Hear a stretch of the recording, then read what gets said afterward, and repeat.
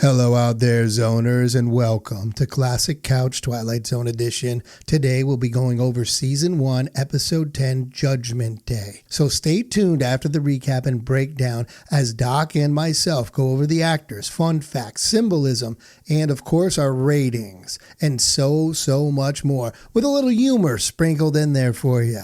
So go ahead, hit that like, subscribe, and notification buttons because you definitely don't want to not do it and have to relive that terrible decision over and over again, just like our friend Carl Lanzer. So without further ado, Season 1, Episode 10, Judgment Day. We start our journey on the SS Queen of Glasgow, a cargo liner crossing the Atlantic in 1942. We then see a man by the name of Carl Lanzer staring overboard intently. This man, Carl, is then approached by a man on deck telling him dinner will soon be being served. Carl thinks about it for a moment, then he heads inside into the ship's dining room. He picks up a doll and hands it to a girl, but there's something very strange, an ambiance of some sort in this room. A man then walks over to Carl and introduces himself as Jerry Potter. Potter then tells him that they've been expecting him because they saw Carl's name on the captain's table list. Carl looks very confused the whole time, and it's that kind of weird, confused. You know, the kind that when you wake up from a nap and you don't know what time it is, it's at 6 a.m., 6 p.m., or even in Doc's case, where his pants are sometimes. Carl declines dinner, but he does have a seat to have a cup of coffee. Carl then sits down and is introduced to a Major Devereaux and his secretary, Miss Stanley. It is clear now that Carl does not know where he's going or even who he is. The captain walks into the dining room and sits down to say a quick hello and let them know that he needs to navigate through thick fog so he cannot join them for dinner. It is also now made clear that they have lost their convoy and are alone in enemy waters. Carl speaks up and very naturally talks about submarine convoy attacks. He continues to strangely educate the men at the table about German war submarine tactics. The captain tells Carl he sounds like a U-boat commander. Carl becomes startled and drops his cup of coffee. Carl is naturally shaken, then stands up at attention, yelling at the waiter that tries to clean up the coffee. Continues to stand at attention and refuses another cup of coffee. Carl sits back down perplexed and is still in strange deep thought, confused, while they all converse about where they're from. Carl then remembers that he's from Frankfurt, Germany, and tells the table this information just before he leaves the table to exit. Carl sits outside on the deck and then summons Miss Stanley to talk. He said she looks familiar and even asks if they've ever met before, and Miss Stanley just replies with no.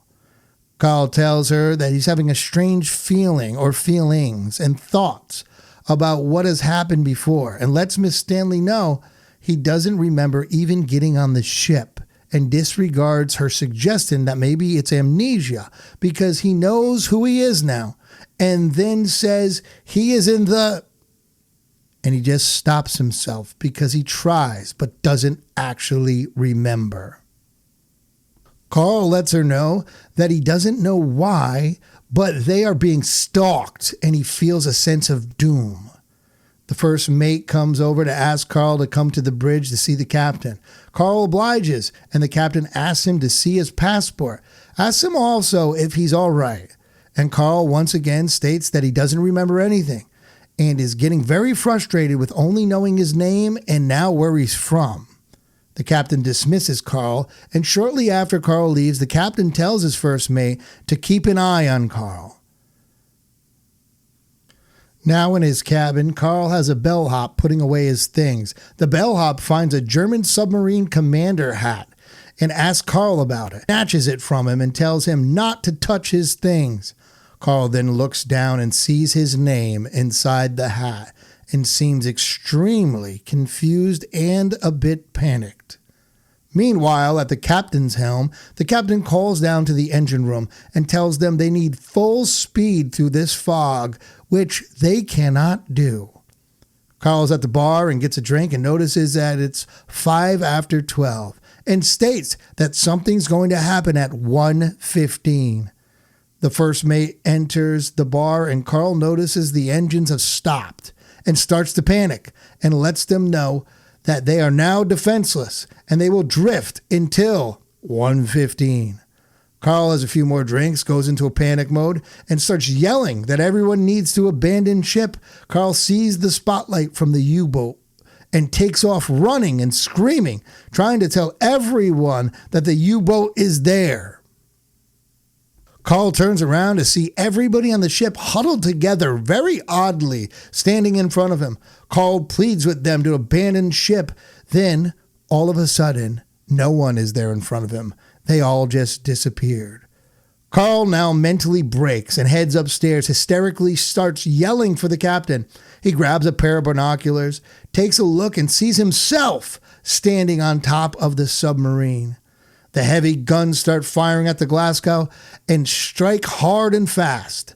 The boat is now on fire, and people are struggling to get out as the U-boat keeps hammering away. People trying to get on their life rafts unsuccessfully. Miss Stanley perishes in the fire, and the other people on the ship are being picked off one by one. Carl is still running around the boat and falls overboard as the boat sinks to the bottom along with Carl.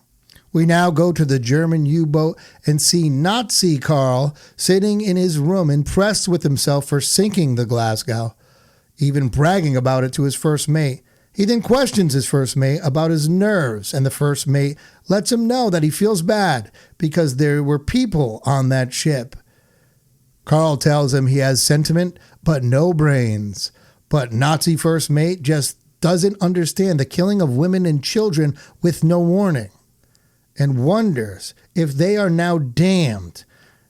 So Carl laughs and mocks the fact that this man thinks they'll be damned by God.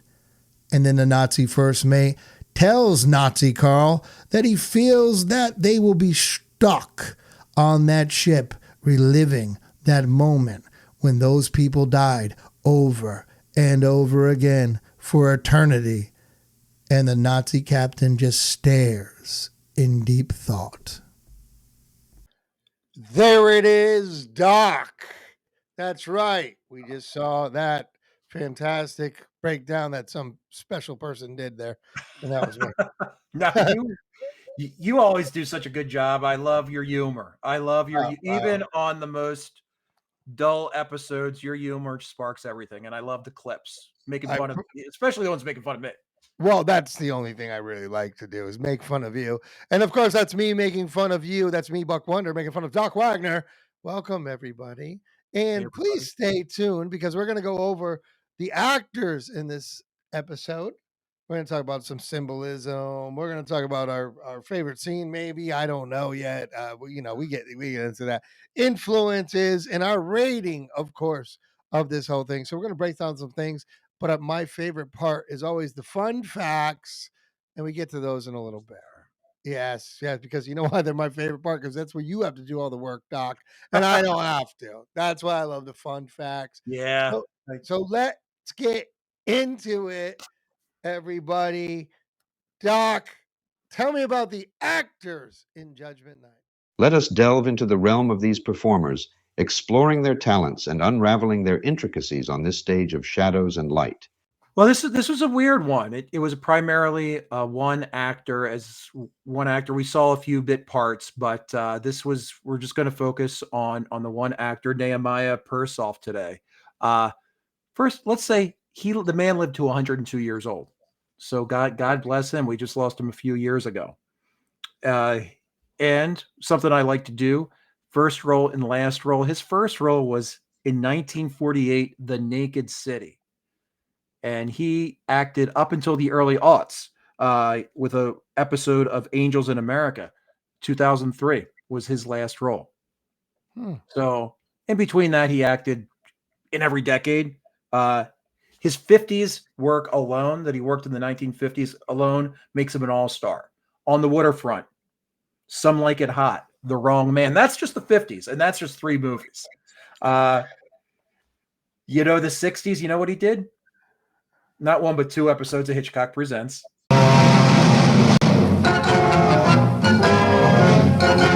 Oh, here we go. but I'm throwing one in for you.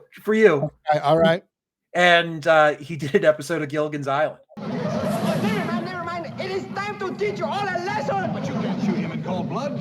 I have very warm blood. Ask the lady. Yes. One extreme to the other, right? Yes. He was. Wait, who can you be in Gilligan's Island besides one of the main characters? You know, they always had the different people who got marooned there. Yes. Yeah. Once in a while they showed up. I guess. You got to be special. There's something out on YouTube where he talks about his role in Gilligan's Island. You just search his name in Gilligan's Island. It's pretty humorous. Nice. The 70s, you know, it's a daily double when I get a Hitchcock and a Columbo in the same actor. Well, you were witness to what he just did. I feel that's way more common than it seems like. Never knew. I never knew. But you start watching these. I've seen him in that. And we're seeing that so many times. In the 90s, in the 80s, he was in Twins. Do you remember that movie? Arnold Schwarzenegger and Danny DeVito. Sure. Dickhead. Tell us where Mother is. Whispering Pines. It's an artist colony 200 miles north of Santa Fe.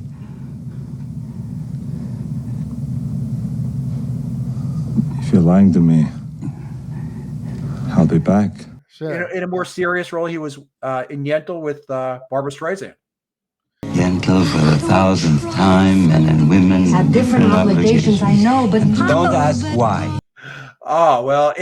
And you know what? I got to mention what he did in the early 90s, just to end it here. Another favorite, Murder, She Wrote. Oh, that boy ain't right. Yeah, Doc loves Murder, She Wrote. We have to get into that. Angela Lansbury was amazing. I mean, she was back in her when she was an attractive woman in her time. She was in Gaslight, which now we know is Gaslighting. She was actually in that movie. But we'll get into Murder, She Wrote at some point. Was she Bedknobs and Broomsticks? Yes. I remember her when I was a kid then. Okay. Yes. Amongst other things, Beauty and the Beast. But yeah, she actually played Elvis's mom, but in Blue Hawaii. But that's another story for another day. Oh, I knew it. I knew she had to be some. Yeah. I got the trifecta. I got Elvis. I got Hitchcock. I got Columbo. Unbelievable. Yeah. Well, let's not go for the superfecta. Will you two shut up? People are trying to sleep. Let's move on, Doc. Yeah. Well, this incredible though. Incredible. His performance. We'll get into it a little bit. What I feel. Yeah. Absolutely. Yeah. And what do you call the other actors in this? Less U5s. I said they felt like U5s, which is under fives. Like when you have less than 5 lines, right? And they do that because they don't have to pay you a certain amount. If you get under 5, they call them U5s. It's kind of the role when you're like a waiter. They'll never give you over. If you ever look, you probably notice that they'll have 4 lines. They'll never give them 6 because in 6 it becomes a different category. If Hollywood's not doing it, we're doing it. If it's filmed currently. Ready with the shot, Mr. DeMille. All right. Who do you have playing Lancer, Buck? Well, I'm going to go with somebody that, and maybe because I always think about the fact of his use of the language of he's an English man who I think embraced the American language, the accent better than anyone, and that's Hugh Laurie. How about that?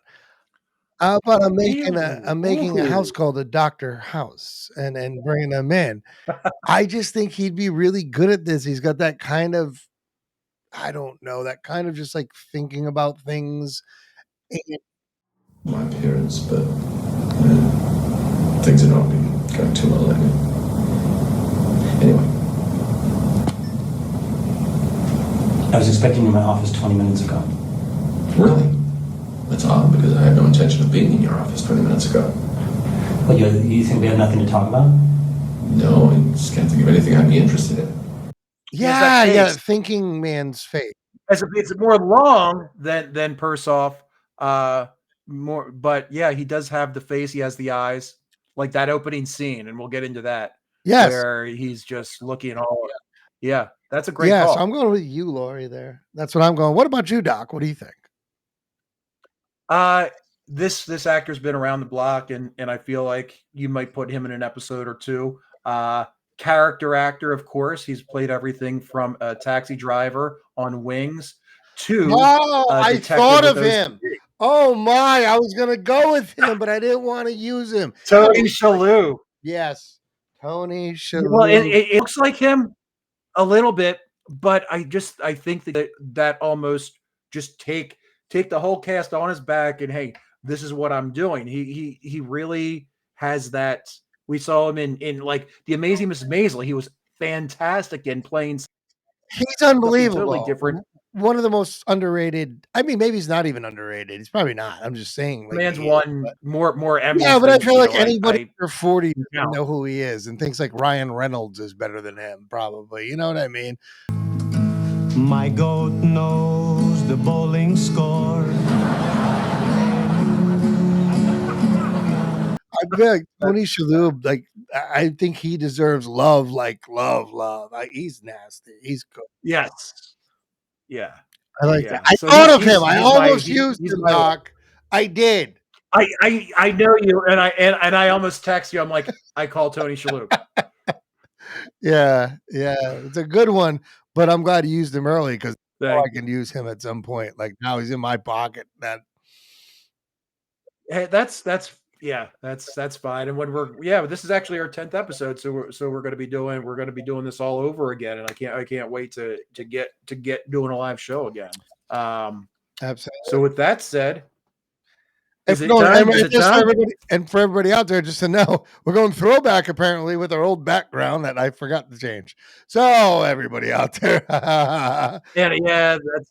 Doc hates when I have this background, so bear with me. I might change it throughout the middle of it, so don't worry about it. Go ahead. So let's keep going. That's fine. Maybe when I start rambling, you can do it. It'll cut off. I don't have to pay attention. It'll give you something to do while you're talking. While I'm rambling. Well, it's my rambling time. Well, I'm not listening. Fun facts. I love fun facts, though. This is actually when I just listen and respond. Fun facts. Let's go. Let's get at them. Fun fact, I was rejected from Scientology, so. Well, not sure of your take on this episode, Buck. We'll talk about it, but Rod Serling wasn't really a big... Watch me pull a rabbit out of my hat. Big fan of this one. He said that Judgment Night in its original script was better than average Flight of Fancy, as he put it. I love just his phraseology with how he put it, but its filming was considerably less than that. Another fun fact, and this is actually I heard it on YouTube in an interview with Serling. I read it in the Martin Graham's Twilight Zone Unlocking a Door. So this is a lot of people ask, and we try to give credit every other show, the Twilight Zone Unlocking the Door to a Television Classic. I get a lot of my fun facts from here, and I know Buck likes it too. So one thing that I read, and there's Rod, got to get him. There he is. The ship was British. And Rod Serling had written in the script that the captain called for a tray of tea. However, our first case of censorship, the everybody who sponsored the show, Maxwell House was a sponsor, and they did not want the word tea in the show. And after some backing and forthing, they said, "Oh, we should say coffee." And Serling said, the folks from Britain, they make it more authentic to drink tea. So they settled on please send a tray to the cabin. Okay, and it was the first time. There was the first time that there was any flack from the sponsors in the first. This is the 10th episode. The first 10 episodes that he had anything to say about it. Well, that's interesting because you think about it, there's a slight flex by Rod there too, because he's like, I'm not going to change it to coffee. Right. There's a compromise there, Yep. obviously. I He's love not it. like, yeah. He was like, no, this is what it is. And it represented England. It made sense. He probably was like, Perfect sense. "Yeah, they would bring tea. In 1944. Yeah. Right. Right. And they were like, bring up the tea. And next thing you know, somebody's like, I pity the fool. Can I come in, little T? Sure, Big T. And I'm sure it was in how authentic it would be in actual like English tea cups, like the China cups. Yeah. But in China. Well, tea time was a big thing, even during war. You see things about Yes. That Yes. was their like, I don't know, their time, their time to just their meditation, I don't know. I'm sure there's a good word for it, but I can't think of it. That was their time to just do their thing. Like there was tea time, even for soldiers. I mean, it was sure. It was And something. I kind of respect that. I kind of really respect that. But Well, it makes sense. It makes sense. It's yeah.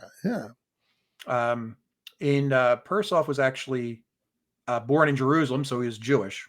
So playing a German, it's a job, but it was not his favorite. He had a conversation with Rod Serling, and Serling convinced him to take the role. Now, it's so this show was made in 1959, and there's so many conflicting facts. And now it's interesting when I'm doing my research on this. I've heard two different sides of the story for this next fun fact.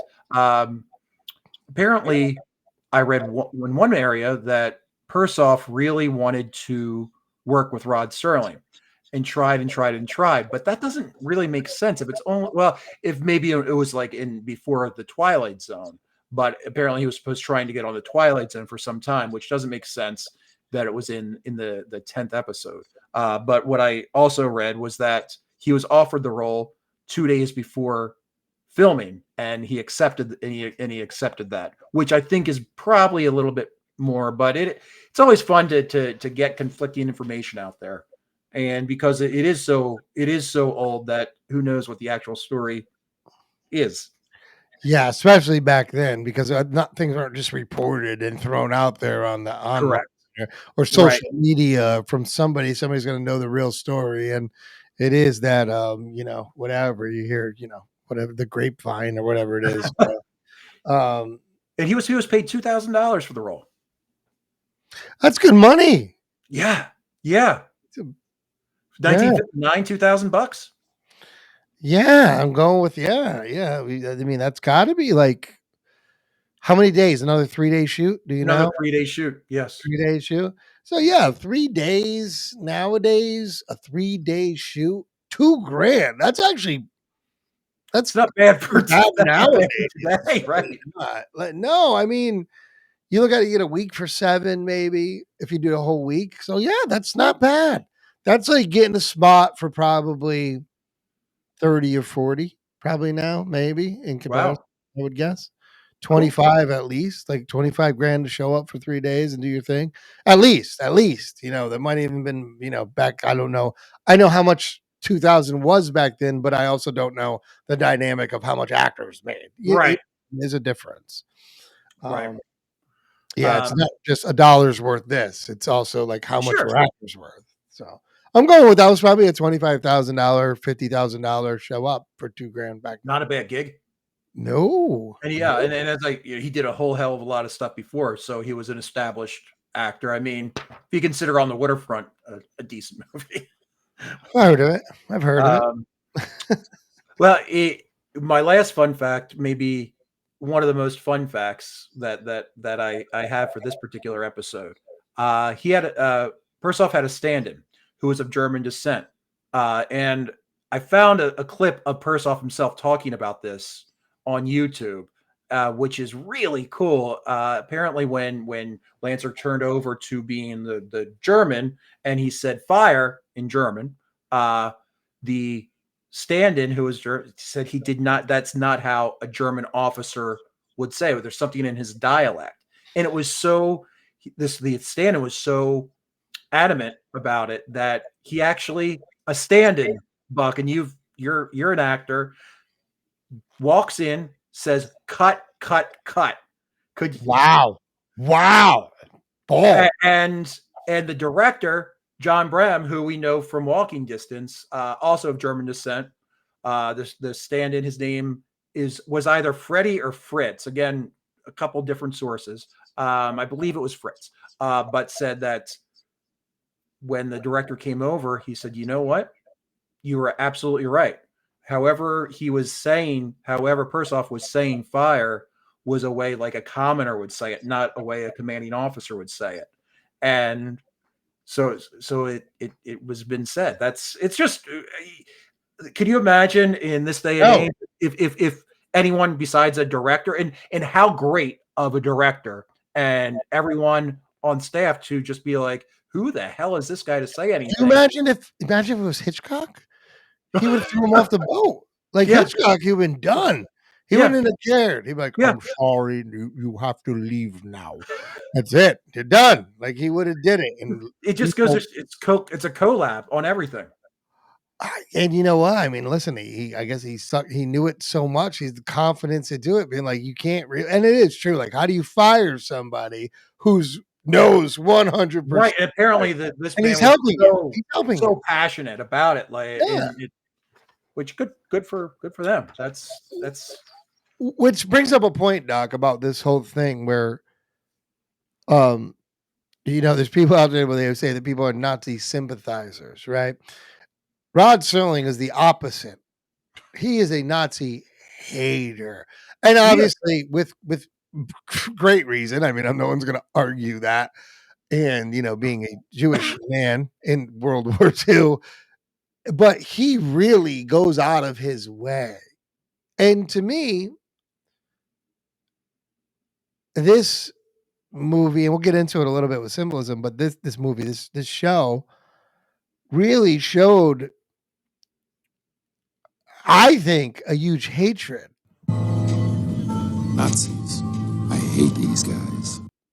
More than like you're gonna live with this.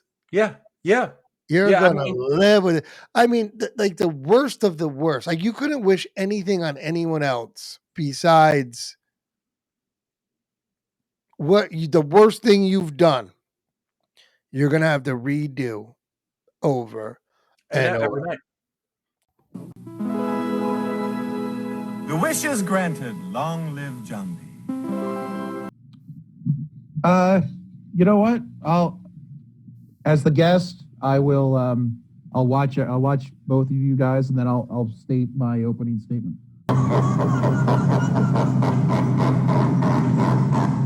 That is like a nasty thing.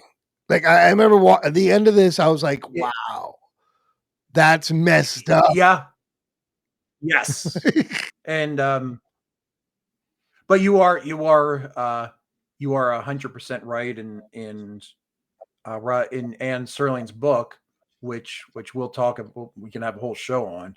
I just consumed it again.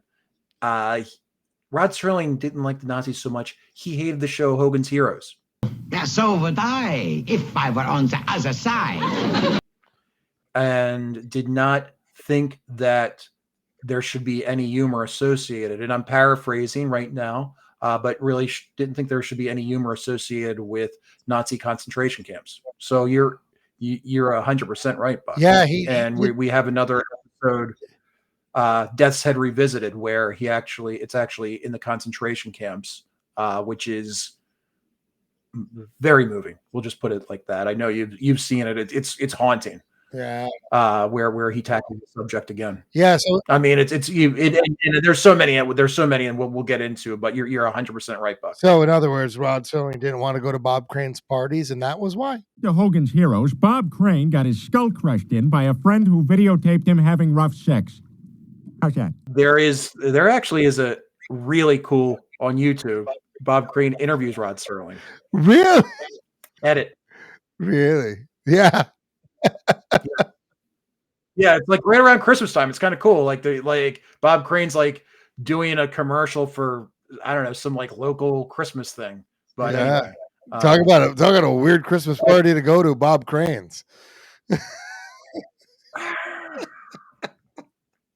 So, but you told me before the show that you had your own fun fact. Oh, I did. Yeah. Well, I was trying to, and we were actually going back and forth, Doc, about this because I kind of looked it up a little bit when I was watching it, and we're just trying to find out about it. So probably anybody can deep dive into this a little bit. But the HMS Glasgow was a real ship while Rod was in war. It was an English ship that was involved in a lot of things. And U-boats. And I believe a U-boat shot at it, sunk it, or something at some point. It was in a lot of battles, and it came back and always went back and forth. But that was a real ship at that time. Was the Glasgow that was in battles with the Germans? Yes. Yeah, I am impressed. My boy's wicked smart. We have to get one of your fun. We got to get one of your fun cards up. What are we doing next? I believe we should go right into, since we just started talking about it, I guess we can go into symbolism. Doc, let's do it. Yeah. Symbolism is just too delicious. One thing that I know you go a lot deeper than I do, so I try to think like Buck on this one. The life preserver with the Glasgow on it. We see it. I feel like we've seen it 3 or 4 times throughout the show. We see at the beginning with Lanzer. We don't know that he's dead yet. We see it again another time right before the ship gets sunk, and then we see it again in the water, and we see it in the last scene when for some odd reason he's like clutching it like a trophy. So maybe that life preserver, he's clinging to life somehow, where we see it when he's dead.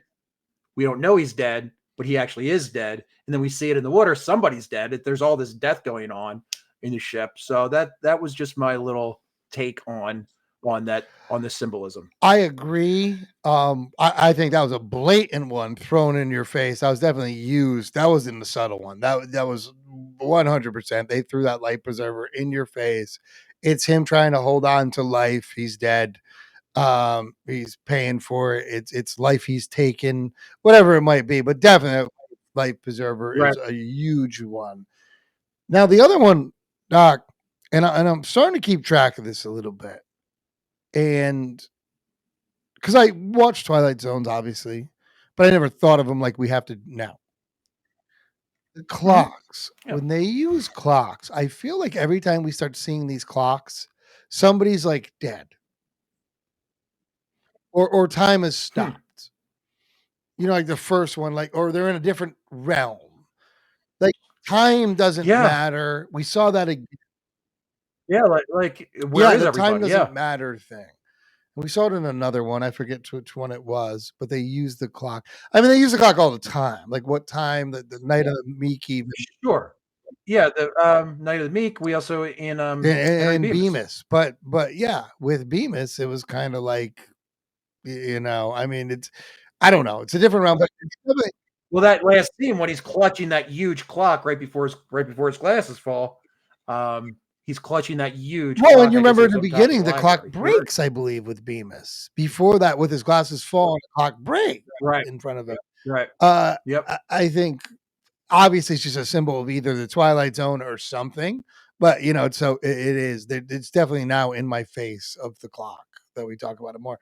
But yes, the life preserver, I think, is blatantly in your face. Yeah, like oddly, it starts the scene.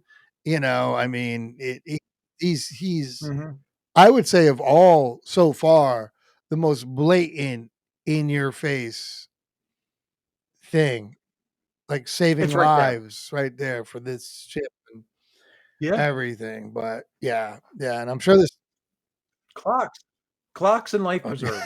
Yeah, I would have thought. I mean, yeah. Pretty common thing. Yeah, that's a theme of my next party. Yeah. All right. Is that a Bob Crane party? Bob Crane Diddy party. Interesting. Everybody just bring in a clock and that's a life it. preserver. And that's all you're allowed to have. And if anybody asks to say it's a judgment night, and people are going to be like, "What the hell are you That's right. talking about? What's judgment night?" You guys will know. Whoever's watching this right now will know. They'll know. Between you and I, they'll know. That's right. So that's my symbolism. That was an easy one, I think, kind of. But I'm Yeah. sure there's more. That's the fun part. Like I could watch these again and try to find something and make something up. A lot of. Yeah, there could have been something at the party or like the dinner. Who knows? All right, so let's go right into influences, Doc. Tina, like who are your influences? I think I didn't have one in particular written down, but I do have. I mean, basically everything. I started coming to like anything that's purgatory driven, right? Jacob's Ladder, any sort of. Yeah, that's mine. I knew it. Yeah, Jacob's Ladder, things like that. Flatliners, all those things, that whole realm of purgatory, right? Remember like Flatliners, they like throw the rocks and kid fell out of the tree and like died, and then they go back and get tormented by him and over and over. Sure. In Dreams, I believe, was that the Robin Williams one with What Dreams May Oh god damn it. What Dreams May Come. That was actually written by Richard Matheson, who wrote the next one that we're going to be doing. But I like that one. I did a too, lot, but not good reviews on that movie. But I actually like that movie a lot. It was a really good movie. It was a great Cuba performance Gooding by Jr. Robin too. Williams. Yeah. Cuba was cool in that. And that was you. Just now when I died. I thought you recognized me before because you kept calling me Doc. Me being your favorite Doc of all time.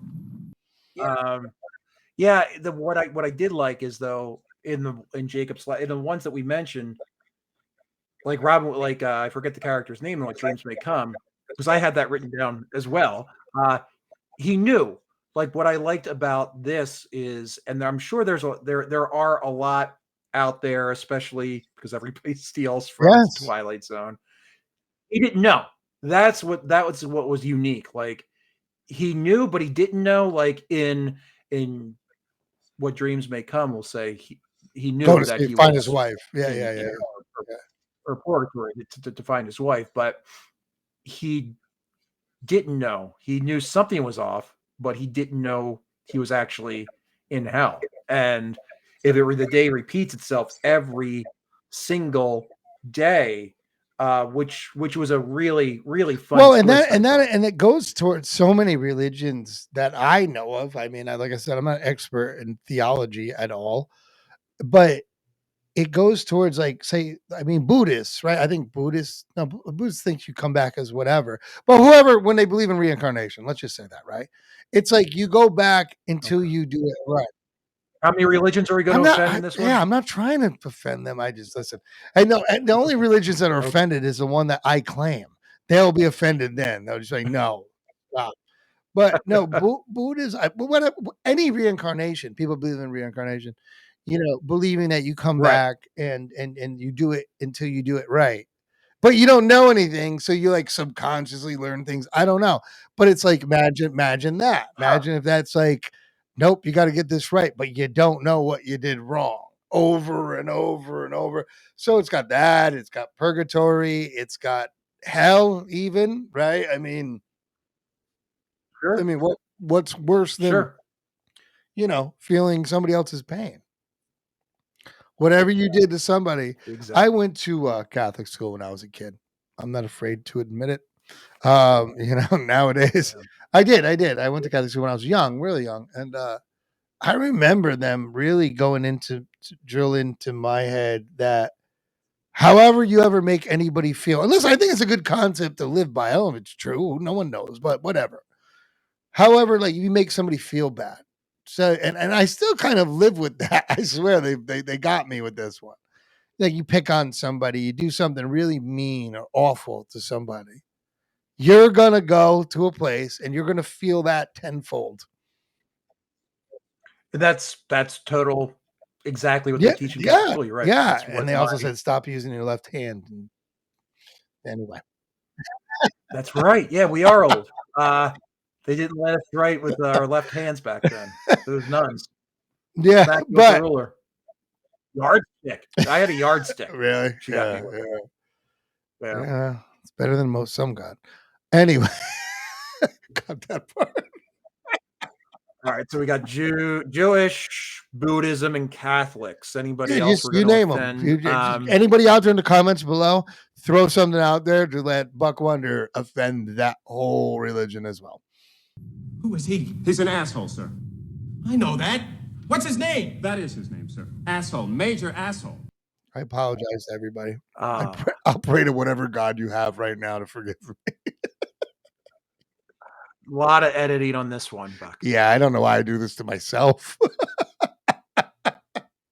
Oh, but man, well, yeah. So yes, that's crazy. You had the same ones, and it's funny because the I said in dreams, but I knew what dreams may come. That's funny because I was like, is that really the same? But it kind of is. It's that one part of he didn't know that what he was doing. Lanzer didn't know exactly until the very end. And I'm guessing every day is exactly like what we saw. So he's on the deck. He gets called in for dinner. What's going on? What time is it? It's just that same thing. He doesn't learn. It's just the same nightmare time and time again. He knew something was off. I mean, that's the thing. Like he knew something was the whole time. I thought that was the best part about the acting in there. I wasn't crazy about the acting in this whole thing. Well, you want to get we want to get it. He compiled all the best boner scenes, I guess. You were talking about it, so I had to say it. And I love the opening. I love what he did, and I mentioned it before, what he did with his eyes right when Sterling was doing the narration. Like, you're going to be in for a ride because all you see are these eyes just darting back and forth, and just so panned into the eyes and the expression. Like, what the hell's going on? What's about to transpire here? Mm-hmm. And I did like it when I thought it was a kind of a cool scene for 1959 when the ship was going down, when the woman was getting yelling in the porthole. I thought that was kind of creepy. How the boat was going down and then her screaming. I did like that scene as well. Yeah, I mean, I'm gonna go. I mean, this is a easy way out for anybody. Is the beginning, like you said, absolutely telling the story with his eyes, while Rod is, and it's not like he's hearing this. Probably, I'm guessing they're not like he's not voicing it while he's doing it. I mean, they do stuff like that sometimes. You know what I mean? But his face. But then, I mean, I gotta respect the end. Like at the end when he's in there and he's talking to the other gentleman, and he's just totally kind of different for a minute. Yeah. And he's talking to the officer who doesn't seem like he's a German officer. Let's face it. Did you notice that as well? No. He looked it, but he looked like he from Wisconsin. Jersey. But actually that's a whole other actor that go into a fun fact about, but I'm not going to. But yeah, that's what the acting was so great by Persoff, because he was so paranoid at the beginning, and then the scene opens with him just doing like a very cocky whistle, and just it's one extreme to the other with that actor, which I did like. That's why I thought yeah. Seeing the beginning, the look in his eye, and then watching the end, I thought that was pretty amazing. Yeah, he was so for like one scene. Yeah, there wasn't like this scene that I was like, oh wow, this is like a great scene. It's really a performance just by him. Honestly, that's this whole thing is about, is his journey. But yeah. So I guess so we'll get right into it then, Doc. Let's go into our ratings. Well, who are you to judge me? All right. Well, I might know where you sit on this one. You want me to lead this one? Yeah, why don't you lead this one off? I'm gonna get. I like this episode. I love the twist, and I love Persoff. This is one that I feel like was rushed a little bit. And I feel like I've said that once or twice now. But I feel like an hour-long episode, or possibly even like it could have been a cool, maybe like 90-minute movie. I just feel like it was rushed a little bit. I'm giving it a 5.5 here. That dinner scene I didn't care for. I think there was unnecessary filler. Like that could have been chopped down a minute or two. But I realized that was building the tension and just building the paranoia in Lanzer. And I think that the couple of the acting performances weren't that good. Don't want to offend anyone.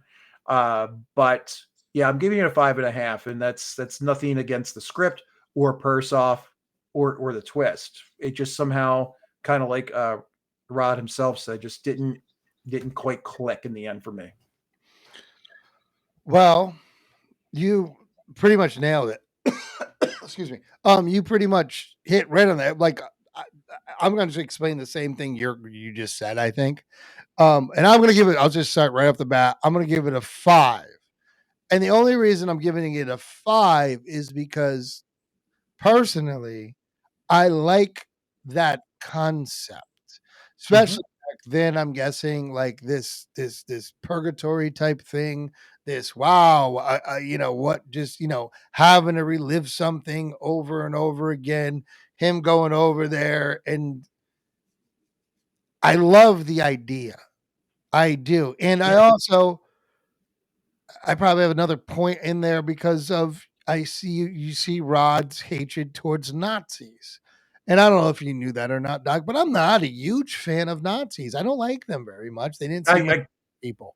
Yeah, I kind of thought that. We might have even spoken about that once or twice. Yeah, they're not my thing. But knowing the writer and knowing, it is something towards him, and he made a beautiful piece about that, and he got to show it. So that's definitely a point or two.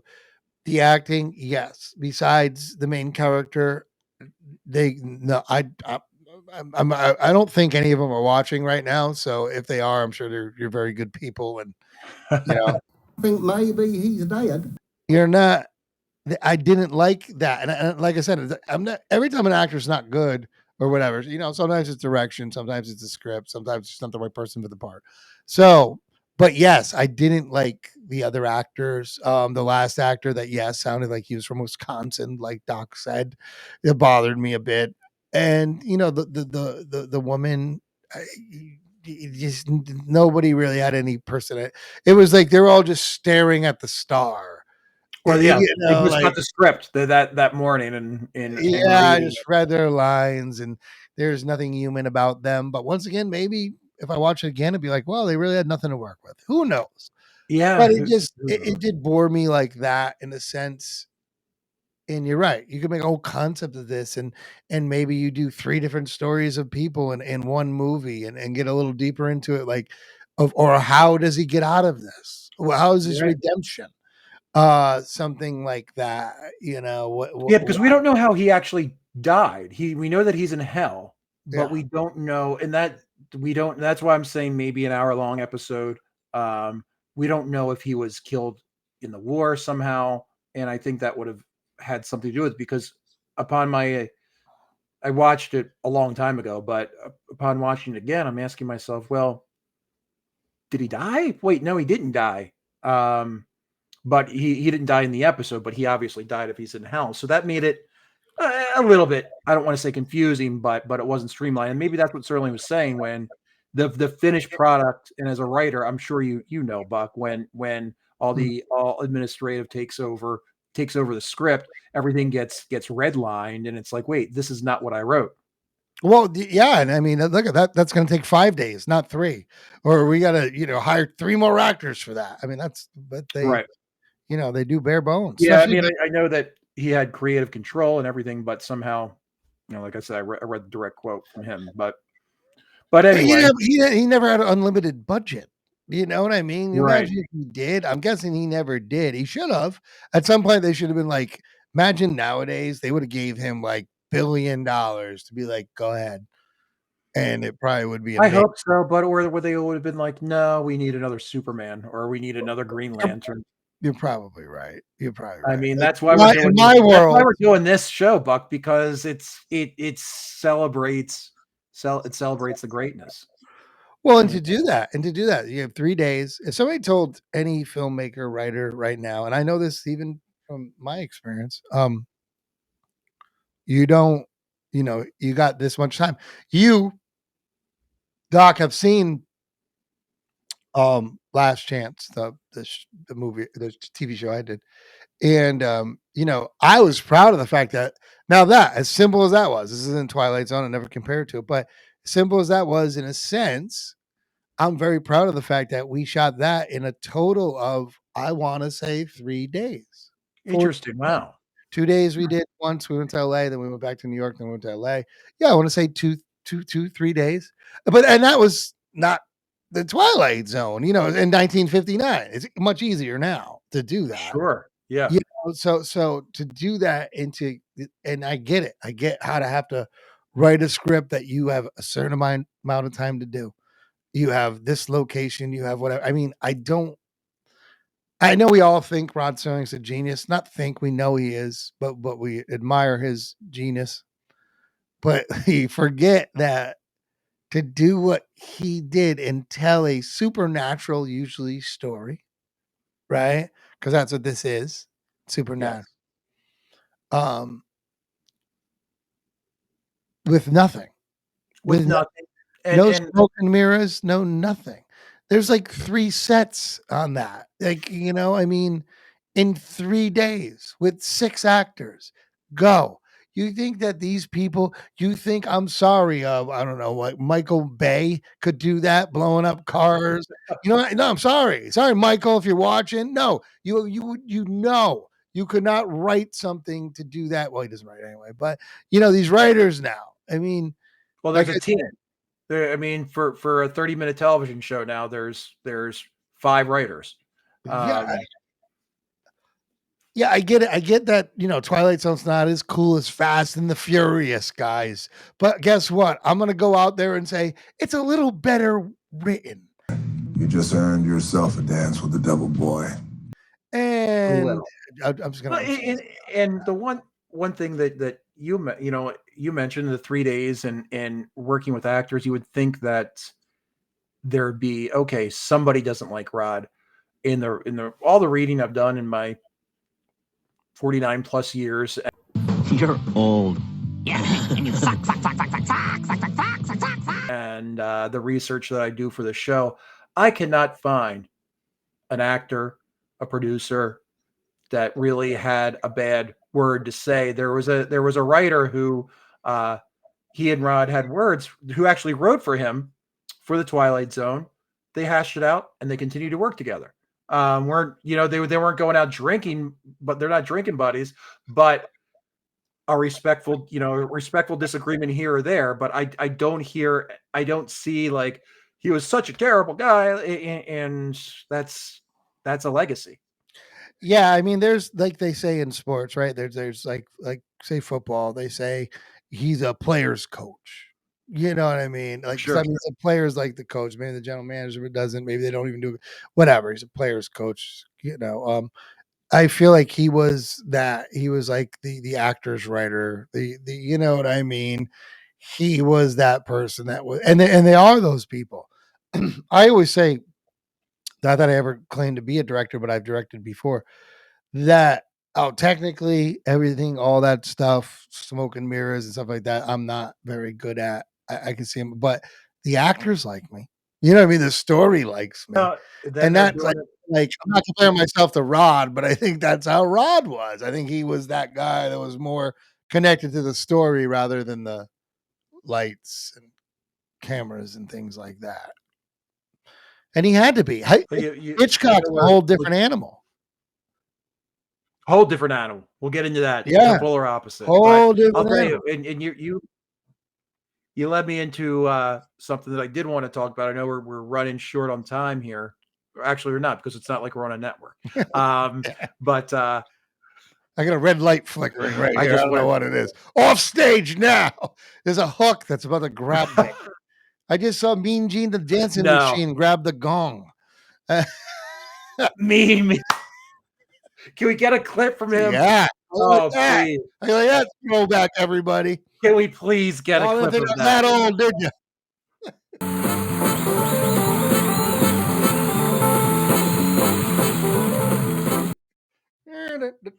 And I don't think that Gene, maybe we're the first to have them talk about them in the same show.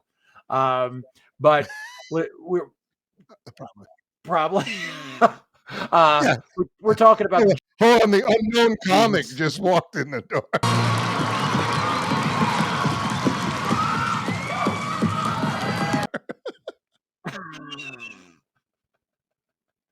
I could put a paper bag in my head, but I don't think they do paper bags anymore, unfortunately.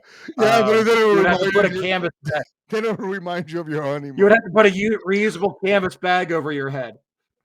Is the unknown comic in 2025?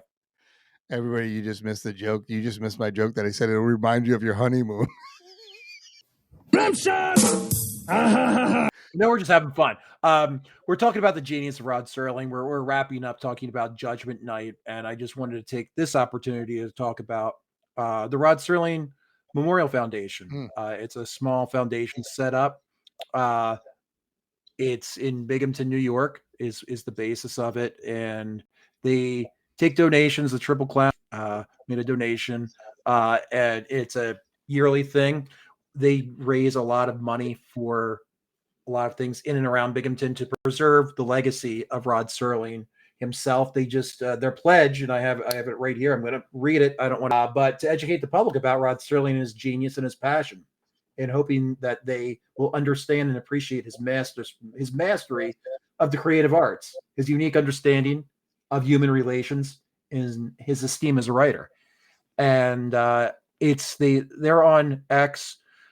The doc page, the Triple Clowns page, we interact with the foundation a lot. They have a scholarship that they give out to a child or a high schooler in Binghamton, New York. That is the Rod Serling Foundation scholarship. How cool would that be to have? Maybe we can have one of the recipients on one of these days. Yeah, but they also do a lot of fun things, and we don't have the dates yet. But the Serling Fest 2025. We just did get a notice that the date to TBD, which means it's coming up. That's where of course, we talked about the statue. We've seen pictures of the statue. They do a lot of excellent things there at the foundation. And if it's rodserling.com, and they do take donations, like I said, and it's very easy to join. They do a lot for preserving the legacy that it is Rod Serling. So we just had to get serious for a minute. And then what they do, and they do this quarterly newsletter, Dimensions of the Imagination. And Buck and I were looking at it the other day. It's a quarterly newsletter, but it goes a little bit beyond the Twilight Zone. Really dive deep into the man himself. And there's a lot of great stuff in this particular fall 24 winter 24 one that just came out. But that is rodserling.com. Rod Serling Foundation. Tell you a lot about more than I just did, quite honestly. But I think that's really important, though, Doc. I think that's really, really important. I think what they're doing is important. I'm not just saying that. And I think other even writers, but especially Rod Serling, I think we talk like, everybody says they take things from Shakespeare, and then I say then they take everything from Rod Serling, and Twilight Zone, you'd say everything. we watch, and there is something to be said because I don't want to be the old man saying how bad stuff sucks nowadays, but it does. And it's just not good. It's not creative. It's everything. We've lost that. We need to keep people like thinking like Rod Serling, supporting people that are creative, not just, the sheeple that we have now in Hollywood and everything. And I think that's very important to recognize his genius. And it really is. I mean, I don't care even if you're not a big fan of the Twilight Zone. At the end of the day, this guy wrote human relations. That was a big thing they said. And it is true. We think, oh, these are cool stories and the Tower of Terror, that's cool at Disney. It is, sure. But human relations. Yeah, and I just rewatched Patterns. It's on YouTube. I actually put it out on X, and a lot of folks didn't realize it was on YouTube. Patterns, which is really put Rod Serling on the map, it's on YouTube, and he wrote it when he was in his 30s. But it's about just the anxieties of a beaten down man, like in his 50s at work. Like it's so good.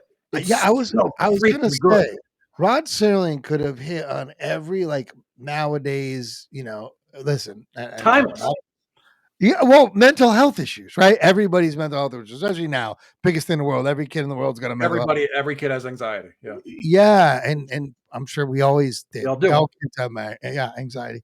But everything. He hit on every I bet if we went through everything, if a nowadays therapist, psychologist watched it, they'd be like, well, he has this. He has this. Well, I mean, medications given to his cast. Well, his characters would be. Yeah. And we talk about the war, and now we're totally rambling, but this was one of the first episodes that talked about the war, and he had PTSD from the war, but from almost being killed, and just his injuries. Yeah, he was in a bad thing. But I was just reading about it, where he was. It was some of the worst fighting that they. Yeah, well, he almost got killed. He had a Japanese soldier had a gun pretty much drawn on him, and it was only because of one of his paratroopers was near Rod Serling and shot this Japanese soldier in the head while the man had a gun drawn on Serling. So if that's not gonna, that's not gonna give you PTSD, I don't know what the hell is. Yeah. And boy, he really harnessed his whatever it was in. I don't even say demons because he used it in a really good way. Yeah. And it seemed like he had we think every day. And that's another, just circling back to the foundation. They put out great quotes, and there's all these quotes by Cheer Up and all these great feel good quotes. But I think we need to do a Rod Serling thought a day calendar. That would be cool. We could do that. Yeah, because it makes you think. It's not garbage. It's not nonsense. It really just he's one of the people that there's people out there that pass away, and you feel like they had so much to give, and that's why they just had a limited amount of time because he gave so much. When you really think about it, I mean, for everybody out there, the young kids, The Rock, I believe, is older than Rod Serling. But I'm not even being I'm saying you know what I mean, in these relative things. Yeah. But I mean, think about it. Think of all the great things that. Yeah, no, I'm not going to talk. Mark Wahlberg is older than. His best role was Mr. Walker. Mr. Walker. Didn't have to be like this, Mr. Parker, wasn't it? Mr. Walker. You should let nature take its course. In the end, it will anyway. Now open up the fucking door. A lot of things that have never been spoken about, I'm sure, with Rod Serling and especially Judgment Night, including Marky Mark. I love it, Buck. Judgment Night. He was in that movie, wasn't he? No, that was a movie. Yeah, that was early 90s. Yeah. But yeah, we got into all kinds of things, including the Unknown Comic, canvas bags, Marky Mark. I think we got to do a rundown of random things we talked about at the end of the show. Well, on that note, Buddhism. And now if you've seen a strange cut, go to us now. it's because we've cut half of our show that we just talked about. With that, they tell us here, and we say at the end of every episode, both Buck and I aren't huge computer literate necessarily, but if you can hit the like button, they tell us to hit the subscribe button too. That'll notice in notifications. Yes, that'll let you know if you like us. Hey, these two idiots have another show coming out. But no, it does help us, and we love doing this content. Obviously, we're having fun. We're just joking around. We try to pay respect, but at the same time, we have put our little dash of humor. So we really appreciate everybody tuning in and dealing with our nonsense. Absolutely. We want a community here, so leave some comments, talk to each other, talk to us. We'll try to get back to you when we can. Yeah, absolutely. All right. So for me, Buck Wonder, and Doc Wagner, I'll say it for both of us. We'll see you later, everybody. Give me the ball, Augie. Give me the ball. Bad dog.